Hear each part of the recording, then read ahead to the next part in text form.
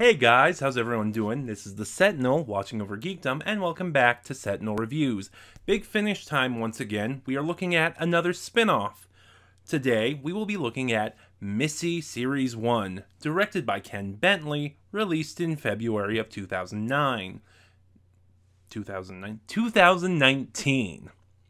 Missy stars Michelle Gomez as Missy, the current incarnation of the Doctor's nemesis, the Master.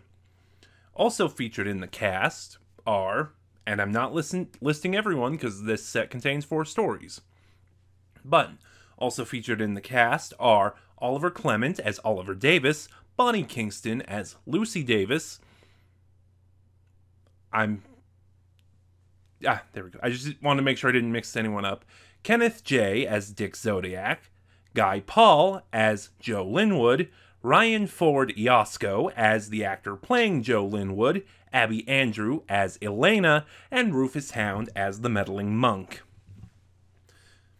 As always, I will be talking spoilers, so this is your only warning, and I will be doing this review a little different from my past box set reviews, because I usually cut away and set them back up, but there is a difference here.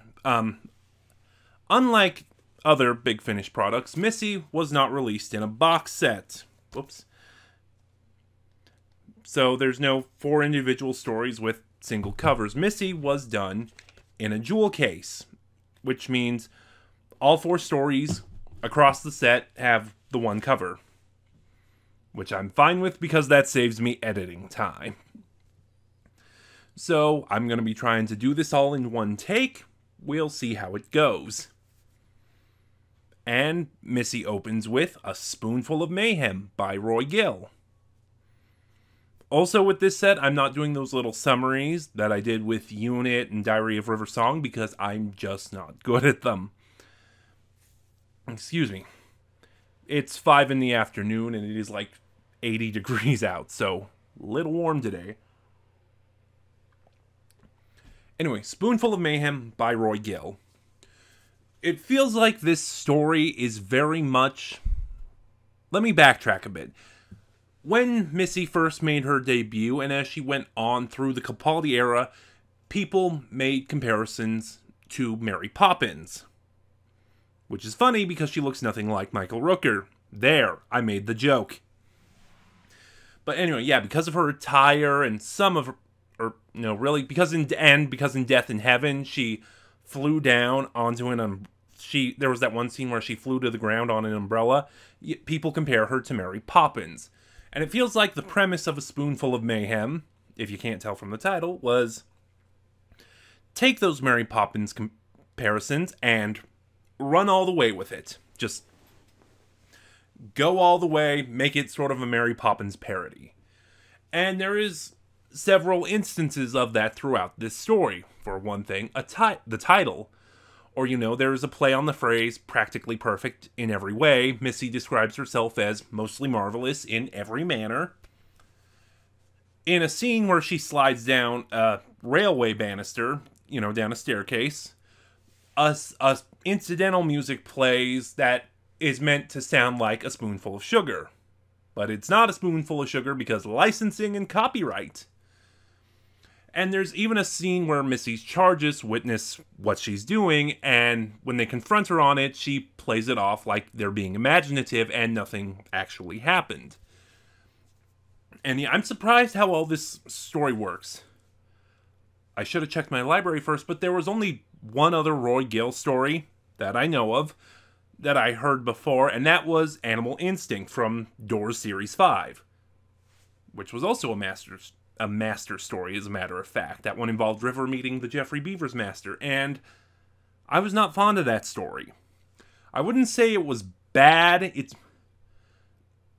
but yeah, it's just compared to the other stories in Doors 5, Animal Instinct was the weakest one, and which in the long run, that's actually a good thing about Big Finish. With 4 exceptions that I know of, Minuet in Hell, Necromancia, Land of the Dead, and Exile. Oh, especially Exile. Big Finish doesn't do bad stories. Their worst stories, again, save those 4, again, that I know of, are usually just either weak or, meh or average. But, so, going in with that mindset, with the previous Roy Gill story I listened to, I was a little concerned. Thankfully, this is a much better story than Animal Instinct.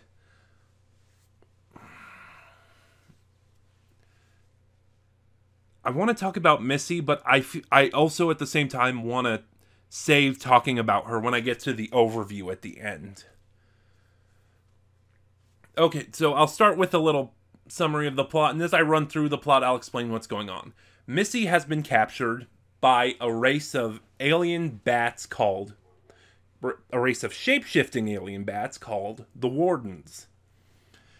For a crime she will commit in their future. And as punishment, she has been exiled to Earth in the Victorian Age, I think it was, cut off from technology. And when the warden overlooking her, named Cosmo, played by Dan Starkey, which I should talk about that. I'll wait for it. Basically, Missy complains that because when the wardens bring her into... The story starts off, Missy's already been captured, and she's just tried to kill a man, and the wardens intervened and stopped her. And Missy basically tells them, in true Missy fashion, well, if I can't kill anyone, what am I supposed to do to stop me from being bored? And Cosmo tells her to get a job, which leads her to becoming the governess, the teacher, the nanny. It's a teacher. She's a teacher. She's hired to be a teacher to siblings Oliver and Lucy.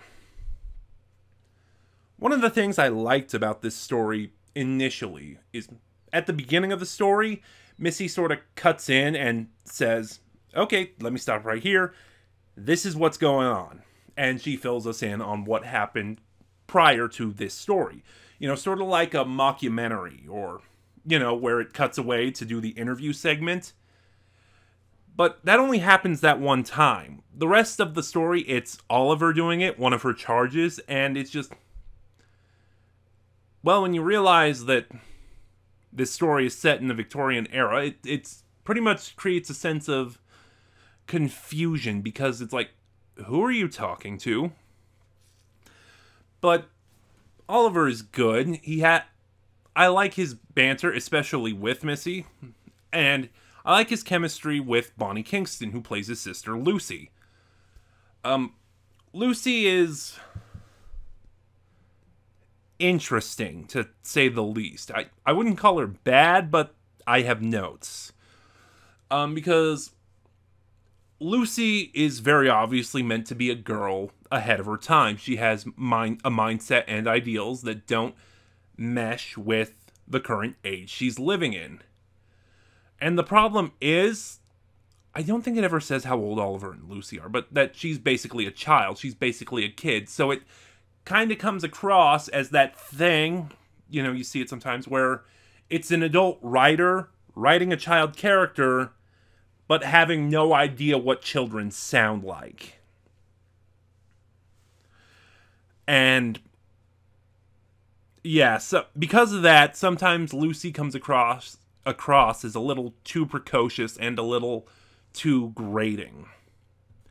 Dan Starkey is in this story, along with Cosmo. He plays 2 other roles, and I really like Dan Starkey in Big Finish. I mean, in Doctor Who, he only played Strax and the other Sontarans, and he was good. But it was the Sontarans. There's not really much you can do with that performance, but Big Finish gives Dan Starkey all these roles. He's kind of sort of becoming a new Nicholas Briggs, where he's playing all the monsters. And I like it because it's kind of showing just how much of a range he actually has. Anyway, the story is that while Missy is looking after these 2 children, taking them on her own sort of twisted adventures, she is trying to find a way to get out of the warden's imprisonment. I can't believe I forgot what word that was. And I was trying to figure out where Missy takes place, where Series 1 takes place in entirety, because I feel Missy comes across as too nice, and I talked about it with some of my Doctor Who and Big Finish friends, and they seem to agree that Missy takes place closer to Series 10, which was Peter Capaldi's final series, and it's where this sort of redemption arc for Missy starts, where she realizes what she did in the past as the Master is catching up with her, and she wants to redeem herself. Because when I first listened to this, and especially listening to it in hindsight with the other stories in mind, Missy comes across as too nice. Like, once her plan was fulfilled, and she was basically done with Oliver and Lucy, if this was the Master, she would have killed him outright.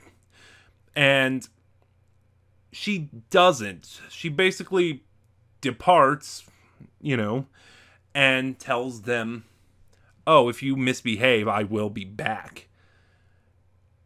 And it's hard to say, because it's mostly a great story, but as far as that goes, I'm just back and forth on it. And like I said, that scenario depends entirely on when Missy is set. Give me just a minute. And that brings us to the second story, Divorced, Beheaded, Regenerated by John Dorney. And among the many reasons why Missy caught my attention was this story, because it features the team-up of Missy, the Master, and the meddling monk in his incarnation played by Rufus Hound. In a few of my unboxing videos, I talked about wanting to get some Rufus Hound stories in preparation for this. And I did, and I like his incarnation, but I have to think on it, but I still think Graham Garden is my favorite incarnation of the meddling monk. But anyway, this story, the meddling monk is posing as Henry VIII, and he thinks he's found his latest bride, only for it to be Missy. And shenanigans ensue, obviously, leading to Missy and the monk into an uneasy alliance. See, like I said, I'm not good at the little summary thing. That was more of an impulse, but it's hard to my feelings on this story, because when I listen to it, anyway, what is the monk's plan? Why is he posing as Henry VIII? Let's start with that.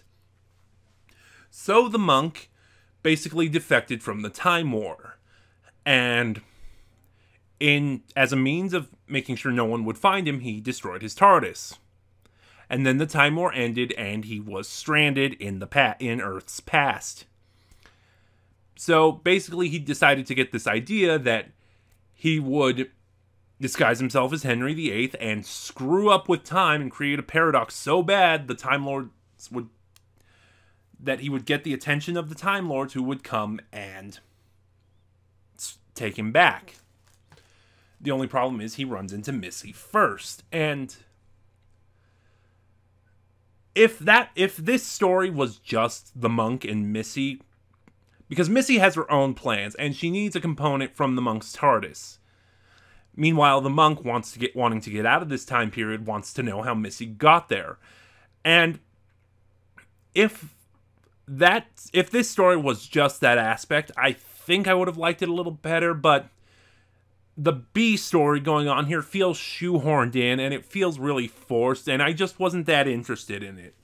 The B story is that Missy tells the monk that, yeah, there are a lot of special time races, I have no way else to phrase that the Time Lords were watching over and guarding, and because of the Time War, they got out, including Paradox Eaters, who, as the name says, hunt down the makers of paradoxes, and, well, these ones in this story want to collect them. And that in and of itself is an interesting idea, and one I'd like to see more of, but in this story, like I said, it just feels shoehorned in and unnecessary.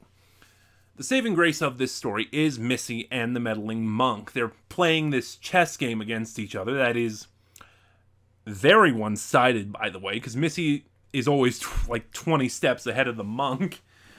And, you know, it's just them trying to one-up each other. You know, the monk wants Missy's means of time travel, how she got there, and Missy wants his TARDIS.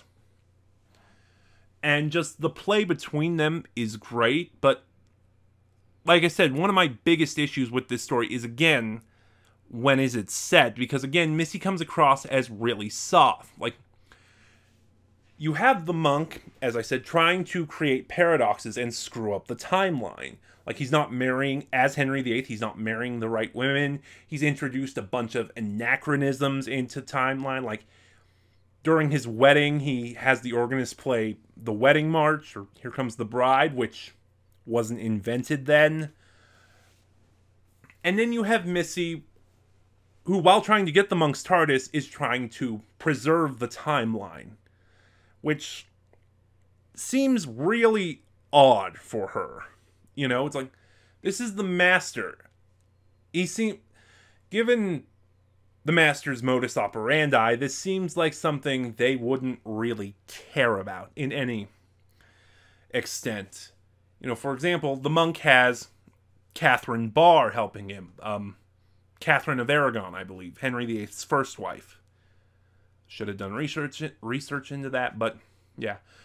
And there's a funny scene where, you know, basically the monk is stringing her along and saying, if you help me get what I want from Missy, I will marry you again and make you queen. And it leads to this hysterical conversation where Catherine calls Missy a brazen hussy. And it's just... But Missy doesn't do anything because Catherine is the only one of Henry VIII's wives to live. And it's just... Again, it seems... Depending on where this story is set, it seems like it could be out of character. Other than that, unlike the other stories in this set, this story doesn't seem to go all the way there. Like, all of the other stories in their own way are just bonkers and absolutely crazy. But this one feels like, even though it does have elements of that it's playing it safe. Excuse me again.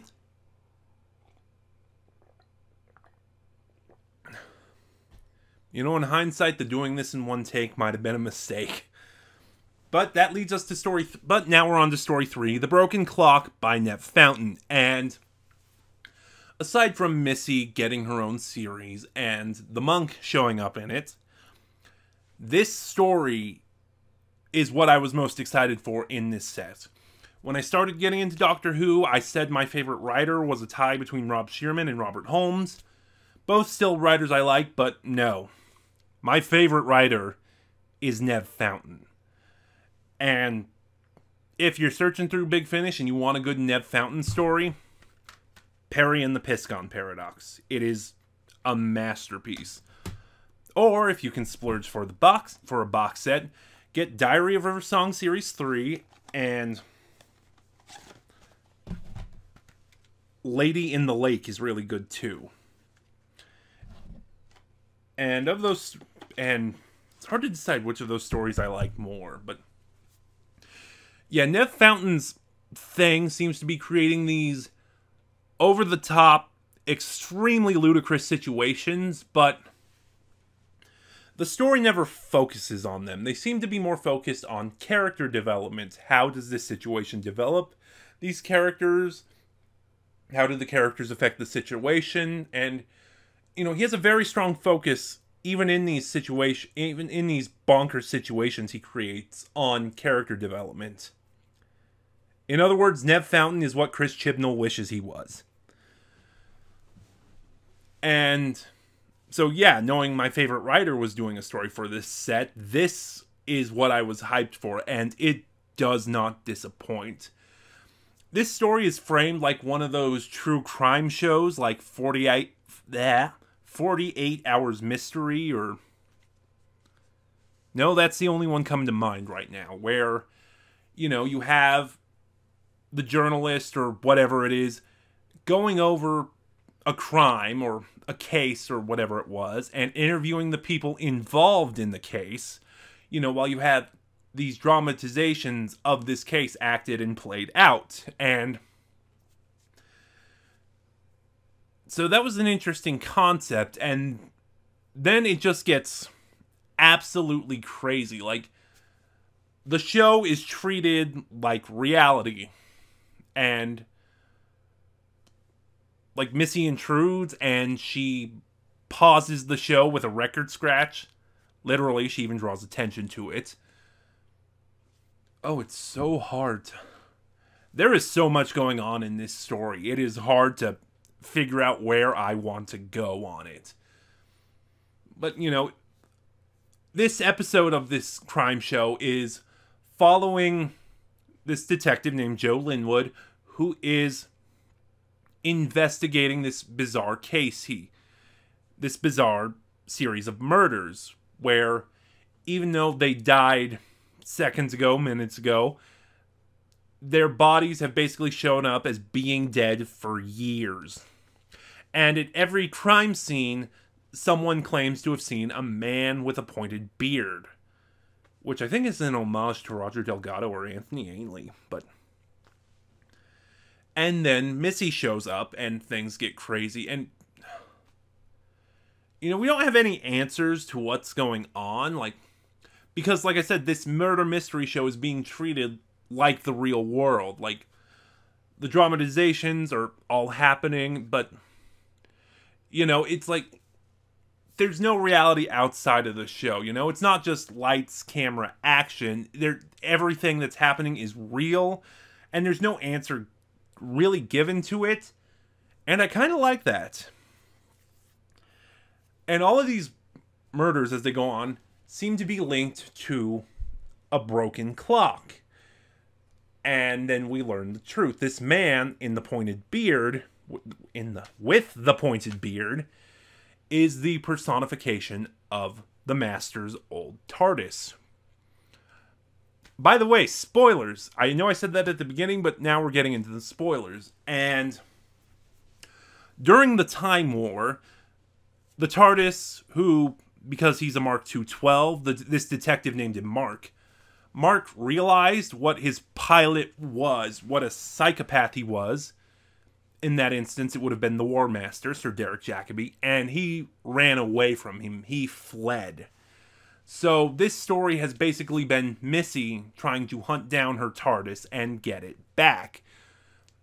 This story, along with Divorced, Beheaded, Regenerated, also starts to establish what the arc of Series 1 is. It's that Missy is trying to get her TARDIS. Because in the first story, she was imprisoned and exiled, and she only had a vortex manipulator which she couldn't use. And, the stories are... It's really... And I keep going back to the set as a whole here, because it's really hard to talk about this story, because it's just so insane. And it's just... Look, get Missy Series 1 and listen to it. I mean, listen to the series in order, of course, but... Yeah, especially the broken clock, because I just can't do it justice, even in a review.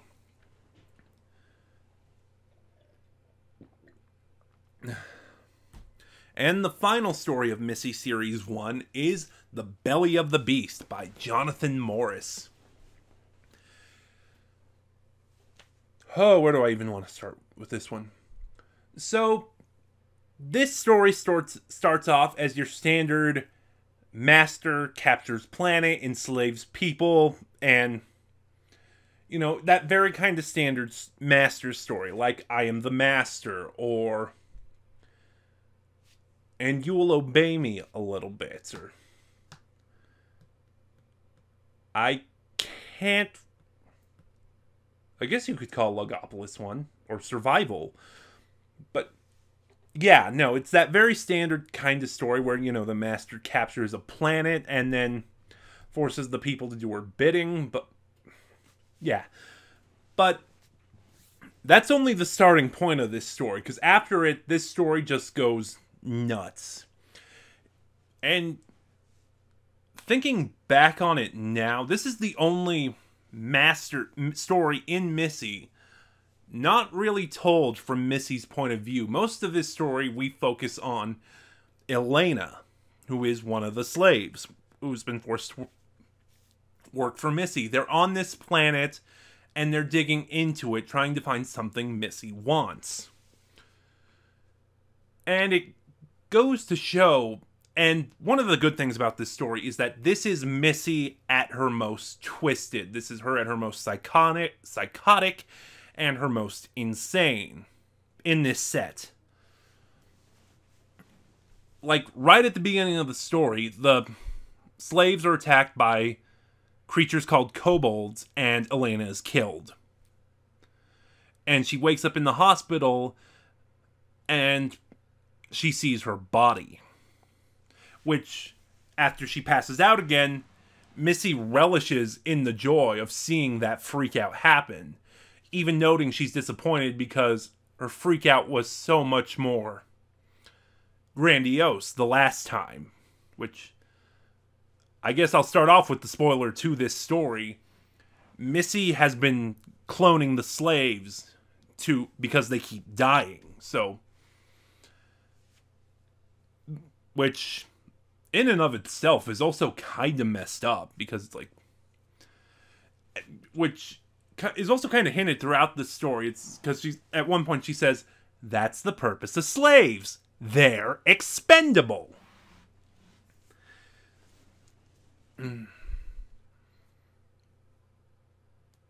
where to go from there? This story isn't like The Broken Clock. It's much more streamlined. It's much more narrative. But shoot, I forgot to talk about that with The Broken Clock. Oh well, I'm not doing a third take of this video. But yeah, like I said, this story is Missy at her most insane, her most sadistic. Because for one of the things she does is that, obviously whatever they're digging for on this planet, they've been digging for some time. And every time we cut back to Missy, she keeps commenting on, you know, having fun with the slaves and this rebellion that's going on.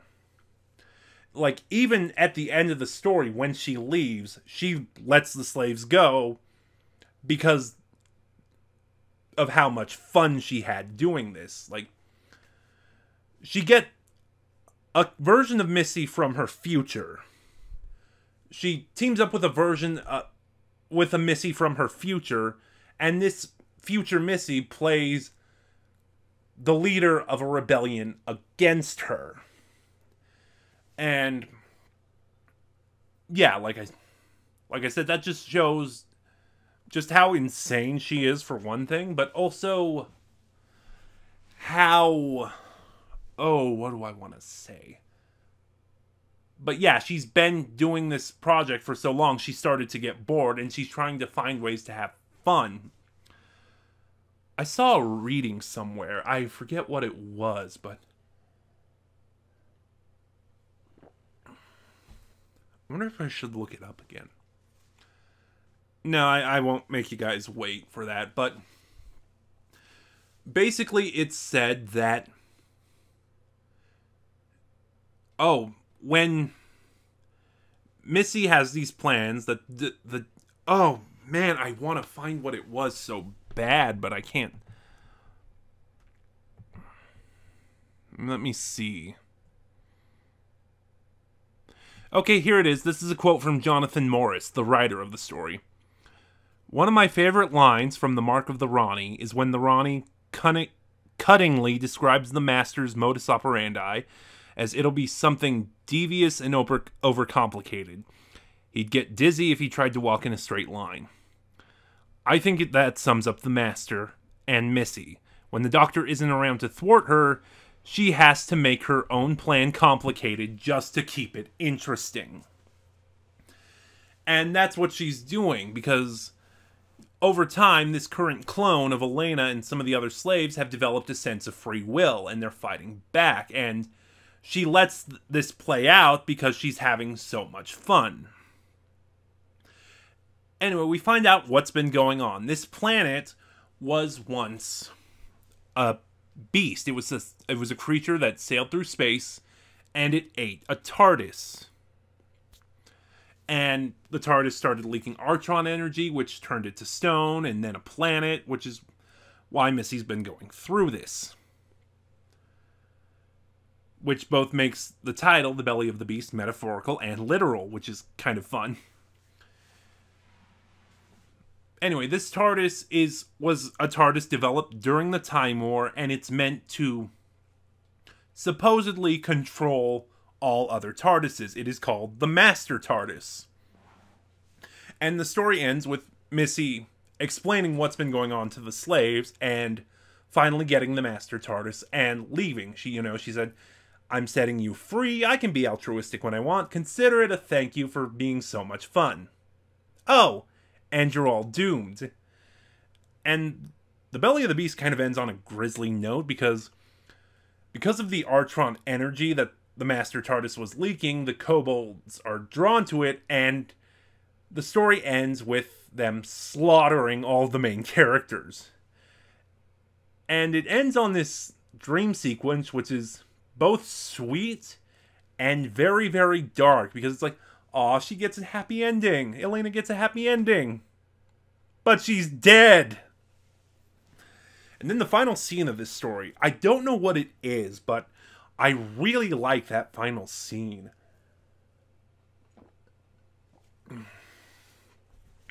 Basically, it's all four stories in this set coming together, In A Spoonful of Mayhem, she wanted to escape her exile from the Wardens. In Divorced, Beheaded, Regenerated, she needed the monk's TARDIS. She needed a piece of the monk's TARDIS. In The Broken Clock, she needed her old TARDIS. And then here in The Belly of the Beast, all the components come together. She needed the piece of the monk's TARDIS to open the Eye of Harmony, which she then pushes her old TARDIS into. And then the planet, the star that this planet in The Belly of the Beast was orbiting around, Missy sets the star to supernova, destroying the planet so the energy of the supernova can power her TARDIS. And I just really love that scene. I don't know if I think it's a combination of the background music, starting off quiet and slowly building up as Missy puts the pieces together, but yeah. So now we're moving on to the overview. Missy is a really fun set. And I think that's the best way to describe it. It's lots of fun. I think Missy is meant to be the anti-War Master. And I'm talking about the series themselves, not the specific characters. Because where the War Master series is very dark and very tragic and very grim, Missy is very lighthearted and comedic and fun.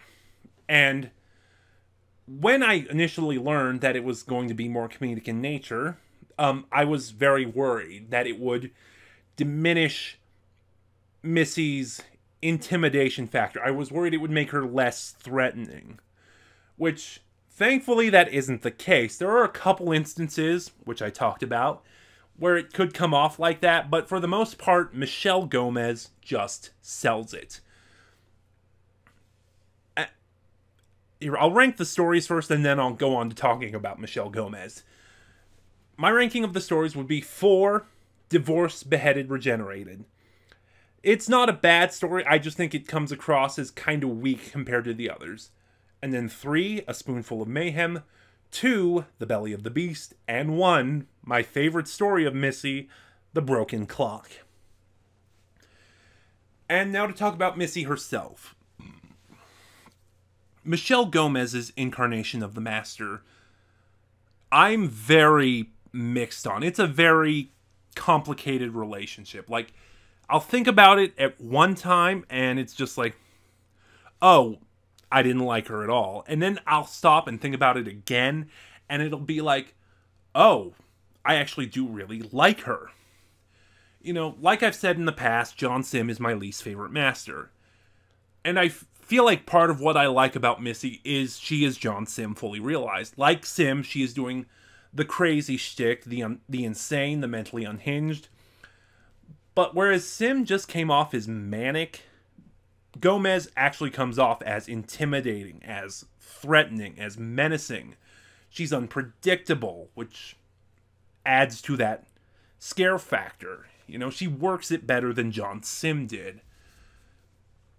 I think part of my issue is that for the most part, she never felt like the master. You know, in her 3 years playing the role, there was only 2 instances where she really felt like the master. One was in Death in Heaven, the scene where she killed Osgood, and leading up to it, that was a great scene. And the other was in The Witch's Familiar. After convincing Clara to disguise herself in a Dalek casing, she tries to convince the Doctor that that is the Dalek that killed Clara.